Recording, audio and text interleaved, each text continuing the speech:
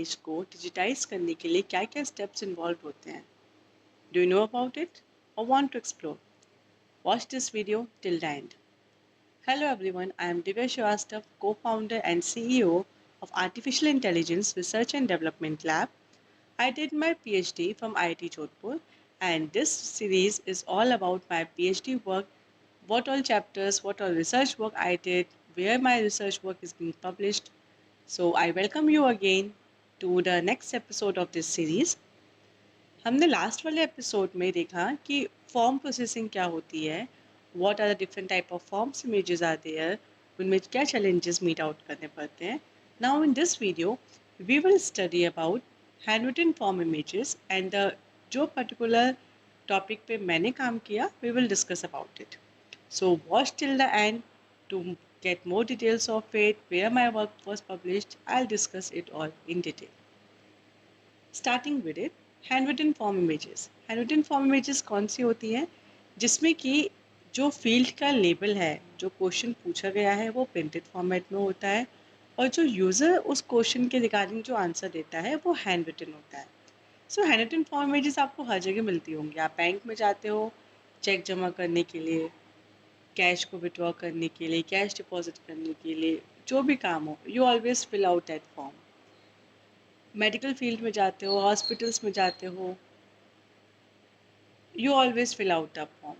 सो hand written form images बहुत ही common है, आपको हर जगह मीट आउट होते हैं. So this is the example of such hand written form images.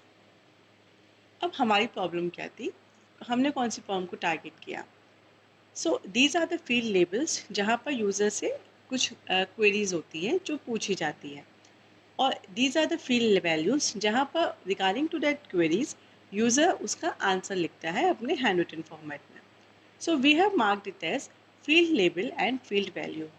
अब कौन सा फील्ड लेबल कौन सी फील्ड वैल्यू के लिए एसोसिएटेड है, मैपिंग किसकी होनी चाहिए, कौन सा फील्ड लेबल किस फील्ड वैल्यू से इट हैज़ गॉट रिलेशनशिप, इसको हमें आइडेंटिफाई करना है. क्योंकि हम डिजिटाइज करते समय this forms an important part, क्योंकि इसी हिसाब से हमारा एसोसिएशन होता है और हमारे डेटाबेस में एंट्री होती है. So our problem statement was to do the tagging of handwritten field values with its associated labels. Okay. What अब इस चीज़ पे हमने रिसर्च की थी. तो यूजुअली हमने देखा था कि जो रूल बेस्ड सिस्टम होता है उसको यूज़ किया गया था. फिर वी एक्सप्लोर्ड कि ग्राफ कन्वोल्यूशन नेटवर्क जो है वो भी इमेजेस में यूज़ किया गया है for link prediction and association task. So we got highly inspired for it and we thought why not try it out. So graph convolution network का एक वेरिएंट था graph auto encoder. We tried it with that. तो graph auto encoder क्या होता है? It's an end to end trainable neural network होता है जो अनसुपरवाइज सेटिंग्स में भी काम करता है, क्लस्टरिंग में काम करता है, लिंक प्रेडिक्शन में काम करता है. सो ये होता क्या है? It is a combination of graph convolution network and your separate decoder network. तो how it works is, it basically works on graphs. एक ग्राफ है, अब उस ग्राफ पे हम पहले कन्वोल्यूशन ऑपरेशन अप्लाई करते हैं. जो हमें आउटपुट मिलता है that is your feature vector, जिसको हम नोड एम्बेडिंग करते हैं. अब उस नोड एम्बेडिंग में हम डिकोडर नेटवर्क अप्लाई करते हैं. वो डिकोडर नेटवर्क हमको एसोसिएशंस प्रेडिक्ट करके देता है. So we use that. अब इसके रिगार्डिंग हमें सबसे पहले अपनी इमेज को ग्राफ में कन्वर्ट करना था. तो उसके लिए एसेंशियली ग्राफ क्या होता है? It is a combination of nodes and adjacency matrix. अब नोड्स को सिग्निफाई करने के लिए there should be some features related to it. तो उस फीचर्स के लिए वी हैव थॉट कि हैंड रिटन फॉर्म इमेजेस में जो नोड्स हैं उनमें एसोसिएशंस अगर हम देखते हैं तो बेसिकली दो टाइप के फीचर्स होने चाहिए. पहला पार्ट ये जो हमें फील्ड लेबल और फील्ड वैल्यू को डिस्क्रिमिनेट करे. डिस्क्रिमिनेशन कैसे होगा? लेबल वैल्यू हमारी प्रिंटेड थी और फील्ड वैल्यू हमारी हैंड रिटन थी. तो फीचर्स हमारे ऐसे होने चाहिए जो हैंड रिटन और प्रिंटेड टेक्स्ट को सेपरेट आउट करते हैं. तो इसके regarding we took out some basic features जो कि हमारे हैंड रिटन और प्रिंटेड टेक्स्ट को सेपरेट करने में यूज़फुल होते हैं. देन नेक्स्ट चीज़ ये थी कि field value and field label वही एसोसिएटेड होते हैं जो एक दूसरे से स्पेशली क्लोज होते हैं, लाइक एक दूसरे के पास में होते हैं। ऐसा तो होगा नहीं कि फिर हमने नेम ऊपर लिखा हुआ और लास्ट में सिग्नेचर है और नेम और सिग्नेचर मैच हो। No, it should be close to each other. तो हमने वो फीचर्स लिए जो स्पेशल प्रॉक्सिमिटी जो है उसको कैप्चर करते हैं। तो these are the list of features, 3 features उसके थे और 5 फीचर्स उसके थे, एंड इसको कंबाइन करके हमारा जो नोट्स का फीचर वेक्टर था दैट वाज 8 लेंथ का फीचर वेक्टर हमने यूज़ किया था। नेक्स्ट पार्ट आता है एडजेसेंसी मैट्रिक्स का। एडजेसेंसी मैट्रिक्स क्या होती है? It is basically sparse matrix होती है जिसमें जहाँ जहाँ हमारे एसोसिएशंस होते हैं वहाँ पर 1 एंट्री होती है, जहाँ नहीं होते हैं वहाँ 0 होती है। तो सब हमने जो है अपने जो ट्रेनिंग सेट था उसके एडजेसेंसी मैट्रिक्स बनाई जिसमें जहाँ जहाँ एसोसिएशंस था वहाँ 1 एंट्री दी, अदरवाइज 0 दे दी। अब ये जो है नोड फीचर और नोड एडजेसेंसी मैट्रिक्स, इसको टुगेदरली हमने अपने ग्राफ ऑटो एनकोडर मॉडल में इनपुट किया। सो अब ग्राफ ऑटो एनकोडर मॉडल में क्या था? इट वाज स्टार्टिंग में इट वाज एनकोडर जो कन्वोल्यूशन ऑपरेशन परफॉर्म करता था and it was giving output as node embedding. Decoder network क्या करता था? सो डिकोडर नेटवर्क एसेंशियली हमारे केस में क्या था? It was the inner product. It performed the inner product between the node embeddings. तो जो inner product था उस inner product से हमें जो है उसके जो relationship values होती हैं वो predict हो रही थी. So this was our graph decoder network and graph encoder network. So complete overview of methodology में हम चाहते हैं अगर, so एक रफ बोला like रफ overview बोलते हैं, तो ये ट्रेनिंग इमेज थी और टेस्टिंग इमेज थी। हमने सबको इकट्ठा किया, सबको जेई के मॉडल में डाला और जहाँ पर टेस्टिंग में जहाँ जहाँ मिसिंग एसोसिएशंस थे वो इसने प्रिडिक्ट किए थे। तो like this was samples of, so इस प्रॉब्लम के लिए इशू ये आ रहा था that we didn't have the data set. उस टाइम तक हैंड रिटन फॉर्म इमेजेस का बल्क में डेटा सेट अवेलेबल नहीं था। In the same very conference एक डेटा सेट जो है पब्लिश हुआ था। I will give the details in the description box और in the comment section so you can check it out.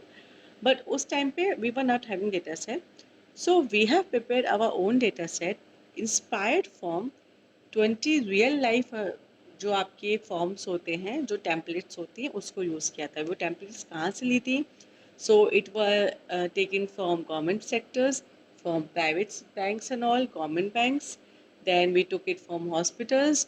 Samples हमने जो लिए थे, फिर हमने वो फॉर्म्स के सैम्पल्स जो है एजुकेशनल इंस्टीट्यूट से लिए थे, मेडिकल्स वगैरह से लिए थे। So it was sort of कि जहाँ जहाँ हम रियल लाइफ में एनकाउंटर करते हैं, even like in the railway reservations, वहाँ पर भी हैंड रिटन फॉर्म्स होते हैं if you are going for manual thing. तो जहाँ जहाँ पे हमें पॉसिबिलिटीज़ मिली थी वहाँ वहाँ से हमने फॉर्म्स के सैम्पल्स को लिया था। Then to avoid, obviously to avoid the copyright issues, तो हमने उसमें कुछ मॉडिफिकेशंस किए and then inspired from that we made our own template. And I would like to express my gratitude to the students of IIT Jodhpur, especially BTech first year of that time, कि they put the effort कि हर student ने 30, हमने total 30 samples लिए थे, 30 samples हमने बनाए थे और हर स्टूडेंट ने वो very sincerely they took their time and they have filled out the form to help us in preparing the data set.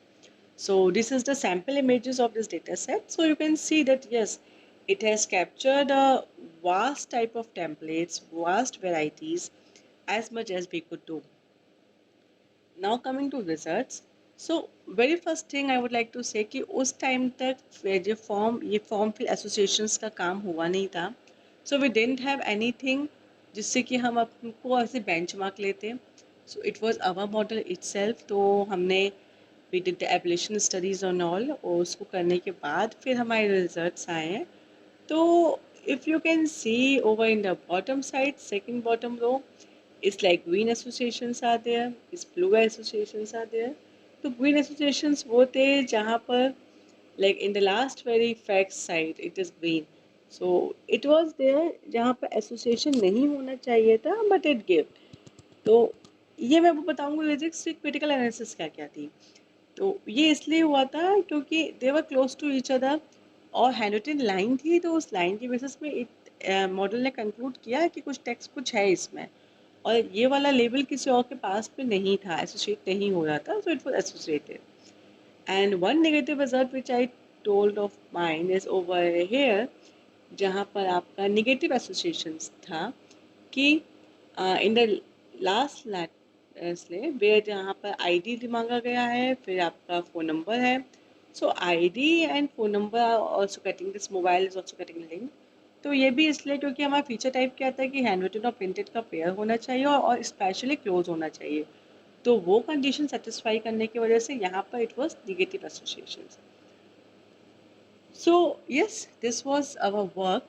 Now coming to the critical analysis and the areas, very openly I will say the areas where we lack what is the future scope.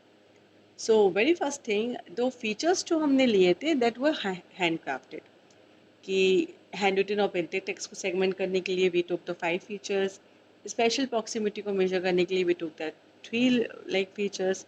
सो इसकी जगह if we could have as a future scope I will say we should proceed towards like more advance, कि हम like किसी deep model को लें और वो deep model ही हमारा फ्यूचर प्रिडिक्ट करें. That would have been much more impressive I will say. But इस पे इशू ये है कि डीप मॉडल ऐसा होना चाहिए, it should be a different deep model जो कि आपकी इमेज को ग्राफ पे कन्वर्ट करने के लिए should be separate deep model, जो कि हम इस पाइपलाइन में आगे हम एज ए यूज़ कर सकें पहले as a prefix sort of in this pipeline which can automate this process, and in that way I will say that the result will improve a lot. And then coming to the second part, I will say कि because this data set was prepared by us, तो कहीं ना कहीं I feel कि I have used the dropouts to avoid the overfitting, but कहीं ना कहीं overfitting शायद हो सकती हो. So yes, we can try for some public data set और भी कोई data sets अगर आ चुके हों, so we should try it out and make the model more robust to it. So, and then coming to the last point, where my work was published. So it was published in the A-level conference, ICIDR, it is International Conference of Document Analysis and Recognition. And it's a, like A-level conference, the best, the only conference in the field of specifically document image processing. And there was a workshop in it, with like on machine learning, and there my paper got published. And it was held in Australia, Sydney. So yes, I traveled over there, presented my work. So it was really the moment of pride for me, and like it went very well. Everyone appreciated this work a lot. So yes, that's it for today's video. If you want to work with us, if you want to have some suggestions, if you want to, even if you have any critics towards us, do let us know in the comment section. Eventually, everything will help us to grow and usually grow and in a better way. So yes, thank you everyone. See you in the next video. There are 2 more videos in this series left, so we'll cover that very soon. So see you on next Monday with our new video. Thank you.